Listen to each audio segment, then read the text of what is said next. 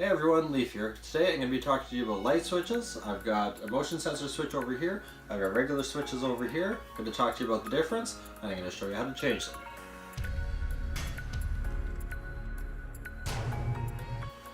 So I'm going to start off with the regular light switches. So this is a box of 10. I've been renovating houses for a little bit. The first house we got, I had to redo the electrical of the whole thing, so I replaced every light switch in the whole house. When we came to this house, there were a few light switches that I needed to replace as well, because we really like these rocker style versus the ones that were in here. Now, these are just very, very simple light switches. The rocker switch, you have it rocks up for on, down for off. You have two terminals, one's for your hot, one's for your neutral. With this, because you can have it go either way, they're both brass, and you also have a ground. So, like I said, very simple. You want to know which way to put them in, for top or bottom. The brass goes on the top, that's how you know, so you always make sure that up is on. So, like I said, very simple light switches. So, move those over a little bit, and now we get into the slightly more complicated motion sensor. Now the reason why I've got a motion sensor switch is because I'm replacing the one that I have in the basement. When we originally moved into this house, the basement didn't actually have a light in the living room, or the playroom area as it is right now. So rather than trying to rewire the whole thing, put a light switch in by the door or by the stairs, I just decided to put in a motion sensor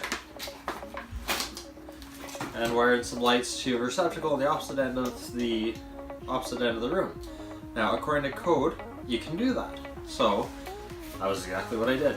Now, as you can see from the motion sensor, it's a little different. You have the sensor itself. This one you have an on-off button, so you can either have it activated for the motion sensor, or you can turn it on or off. Or I should say on or back to the motion sensor for whether it's actually going to light up or not. And when you come to the back, you notice that it's quite a bit different, quite a lot larger. Now, with this one, you have your black, your ground, and in this case, a pink. Now for this one, with the black and the pink, because you're putting it in line, you have both of these terminals connecting to the live wire. You've got the pink wire, where the pink terminal actually connects to the hot wire that comes to the switch, and the black terminal takes the black wire and goes up to the light.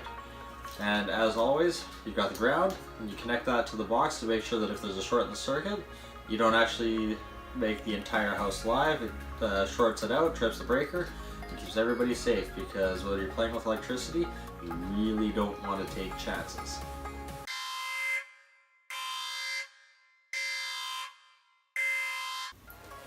Okay, quick disclaimer before we get into the wiring. Always check before you start working on anything electrical what you can and can't do according to your local bylaws and regulations. Locally, I'm allowed to change a receptacle and a light switch without having to get a permit.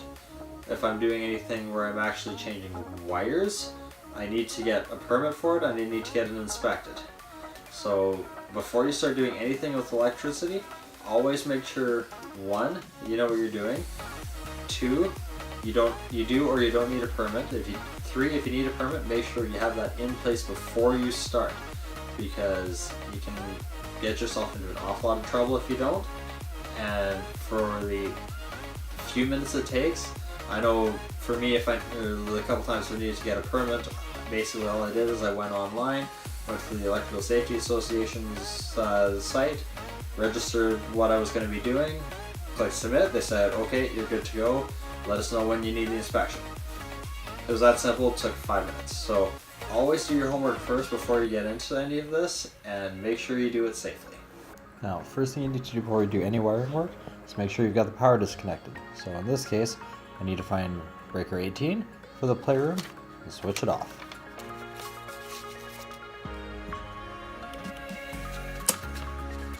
Now the power is disconnected. I can come and take the faceplate off the light switch. So, got a couple slot screws to take off here nice and quick. That will expose the hidden mounting plate that mounts the light switch to the receptacle box. At this point we need to switch our screwdriver so we have the right end. At first we used the slot screwdriver to take off the cover plate. Now we need either a Robertson or a Phillips screwdriver to take off the screws that mount the plate to the box.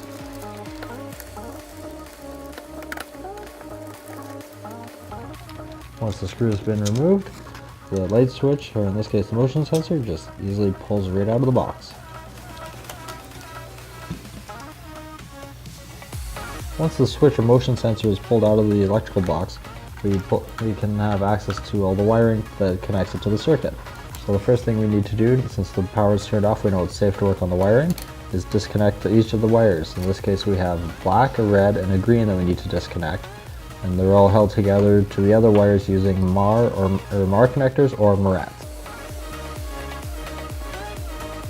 Once the Marats have been removed, it simply matters of sliding the wires apart and removing the motion sensors from the wall. The next step we have is to add an extension on the ground wire. Since this ground wire connects directly to the box, the twisted pair that we have isn't going to work. So we simply take a shorter length of plain copper wire, twist it to the existing bundle, add another Maret to bundle it all together nice and safe, and then we can connect that to the new motion sensor. Now there's two ways that you can connect the wires to the motion sensor or any receptacle or light switch. The first one, which is generally most common, is to bend the ends of the wires and hook them in behind the screws. So I'm going to start off by bending each of the wires, so when I bring the receptacle, or in this case motion sensor, up to the electrical box and the wires, it's simply a matter of hooking the wires behind the screws and tightening the screws back down. Now when you go to hook up the wires, you have to make sure that the bend is oriented in the right direction.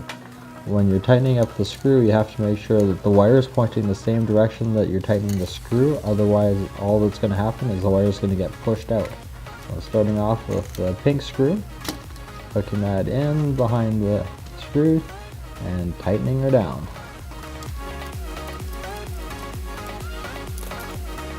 After that I move on to the other side. Next one I'm going to connect is the ground. That way I don't have to worry about anything being in the way when I go to connect the live wire. Now, I discovered as I'm going to connect to the ground here, I couldn't quite sneak it in behind the screw. And that was when it dawned on me that the way this receptacle is set up, all brands are different manufacturers, different preferences, but this one specifically has a preference to have the connections done with a straight wire put in behind the screw through the middle of a bracket. You turn the screw down nice and tight, and the bracket clamps down on the wire, doesn't let it go. So because I had a bend in it to start with, I have to actually cut the end off to get it into the hole, because the little kink that's in there is just enough that it doesn't slide in. So with the end snipped off, it's a simple matter of sliding it through the guide hole behind the plate and tightening her down.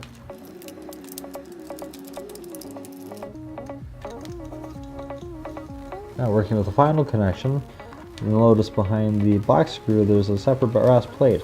This is the two plates that actually clamp the wire in place to make sure it doesn't pull off. So again, for this one, to put it in there I need to get rid of the bend. So I straighten it out. In this case, I'm going to use the flat end inside the pliers just ahead of the cutter to squish it flat, because it's a lot more convenient than having to trim off the extra wire. Sometimes it's not an option because the wire may be brittle and it'll break. In this case it worked out well, and all I had to do was flatten the wire out, stick it in between the two plates, and tighten down the screw. Now that everything's tight, you can start putting everything back in, but first you notice I've got a faceplate in the way. So, back to the flat screwdriver to remove the screws to take the faceplate off, give me access to the mounting screws. Now with the faceplate taken off, I have access to the mounting screws. If you notice on this one, the mounting screws have a little piece of paper or plastic on the back side that prevents the screws from falling out and getting lost. Most new receptacles and light switches have that. It makes installation a lot more convenient. Now we push all the wires back into the box, so behind the motion sensor, being careful not to crimp anything. In this case, I noticed as I was going to push it in, because I'd done the screw with a twist on the first one, I have to actually take that off and put it in straight, because as I was pushing it in, you notice it popped off real easy. It wasn't staying put, and that was just from the slight twisting. Most screws have a little bit of a groove on the back of them. In this case, there doesn't appear to be that groove to hold the wire in place. So, with the wire nice and straight, I put it in behind the crimp plates, tighten her down, and I can continue with putting it back into the wall.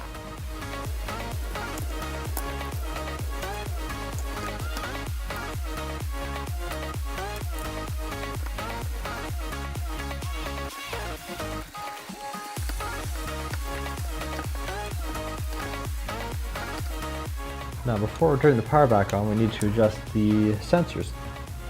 First thing we've got to do is take the front plate off to gain access to the adjuster screws. Now not all manufacturers do this the same way. Some adjuster screws are located on the side or the back. Others are actually nice and easily exposed underneath the faceplate. In this case, I need to pop off the protective cover with the button. Now the knob on the left adjusts how long the light stays on for, and the dial on the right adjusts how much light needs to be in the room before the light will turn on. So I'm going to adjust the knob on the left to 1, so lights only stay on for about 5 minutes. And I'm going to turn the other one all the way up to 3 to make sure that it'll come on any amount of light. After that, we put the cover back on the sensor and the knobs, and then we're good to put the faceplate back on the switch. Now at this point, it's just a matter of turning the power back on to make sure that the sensor works. Now with this model, we go and double check and we see that there's a blinking light. This blinking light tells us that we have it wired correctly, power is going to the unit. Now this model takes about 40 seconds to build up a sufficient charge to activate the motion sensor. And that's how you change the light switch. Fairly simple, this one, because you had a little more elaborate wiring for what it had to do. You had to make sure that you connected the wires in the right order. It was a little more complicated, but it's still very, very simple. Now the one that I took out was a little more complicated. As you can see, it has a few extra wires, but out of these 4 wires we only used 3 of them. The green one obviously is for the ground, that's the standard color for the ground.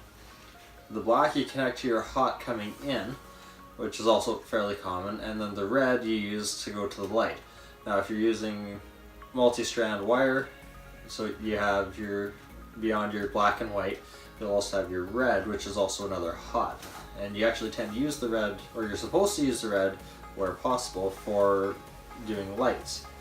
Now this one has a multicolored one, red and yellow. It says this wire is used in 3-way installation only. As I didn't have a 3-way switch installation, it was not a big deal, I didn't have to worry about that. But I was a little concerned with the new sensor, because this one had a toggle across the bottom where I could leave it on automatic, so it would just work as a motion sensor is supposed to. We could turn it to on, so as the kids are playing, if they're playing a board game, as they're not moving around as much, the light's not going to turn off, or you can turn it off. So if people are using the spare room in the basement, they get up, they walk around, they don't want the light to come on, they could just turn that off beforehand. This one doesn't have that, so I'm going to be interested to see how that works out moving forward. Now, the sensor is a lot more sensitive than this one.